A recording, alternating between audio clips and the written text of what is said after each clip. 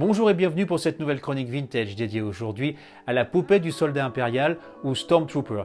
Mais avant de rentrer plus en détail dans le sujet, je vous invite, pour ceux qui ne le sont pas encore, à vous abonner à ma chaîne Chronique Vintage en cliquant sur le bouton juste ici, ce qui me permettra à l'avenir de vous apporter de nouvelles informations sur cette gamme de jouets Kenner. En parallèle des figurines de 10 cm, la poupée du soldat impérial était donc disponible sur le marché français. Rentrons maintenant plus en détail sur la description de ce personnage impérial.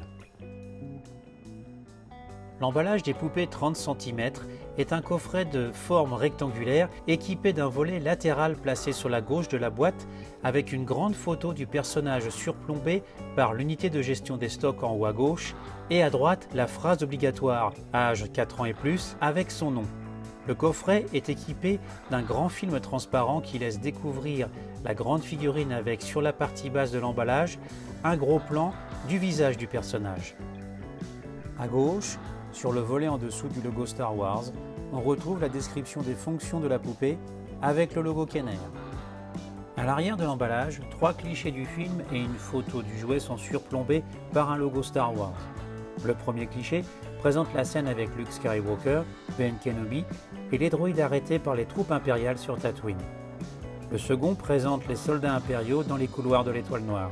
La photo du jouet est un gros plan sur la ceinture du soldat impérial avec l'attache de son fusil d'assaut, et le troisième cliché revient sur la poursuite des rebelles par les impériaux dans les couloirs de l'Étoile Noire.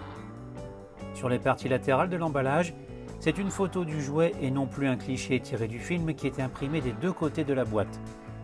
Au verso du volet, on retrouve les mêmes informations imprimées qu'au recto de l'emballage. Sur le couvercle et le fond de la boîte, un logo Star Wars avec le nom du personnage est imprimé des deux côtés, avec l'ajout des preuves d'achat et des mentions légales sur le fond de l'emballage accompagné du lieu de fabrication du jouet. Dans le coffret, on découvre le soldat impérial avec un catalogue de 1979 et un bon de garantie en forme de dollar.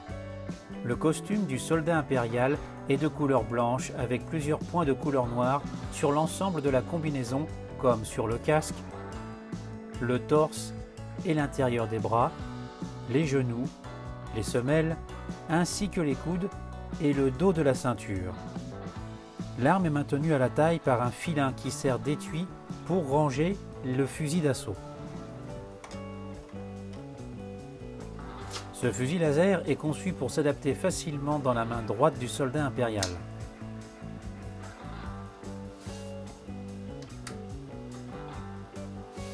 Les mains sont faites de plastique souple noir, peint en blanc sur le dessus, et cette souplesse permet de faire pivoter les poignets des mains. La tête du personnage est fixe, les bras en plastique rigide sont articulés au niveau des épaules et les mains au niveau des poignets. Les jambes sont articulées aux hanches.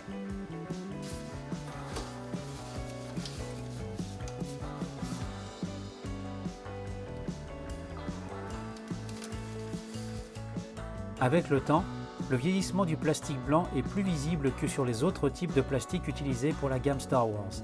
Dans le cas de cette grande figurine, on remarque que ce sont les bases des structures intérieures de la poupée qui apparaissent à l'extérieur. Il existe des techniques pour restaurer temporairement ces traces de vieillissement, mais ce processus reste malgré tout irréversible. J'espère que cette vidéo sur la poupée du soldat impérial vous aura plu. N'hésitez pas à laisser des commentaires, ils sont toujours les bienvenus. Laissez un pouce bleu et je vous dis à très bientôt pour de nouvelles chroniques vintage.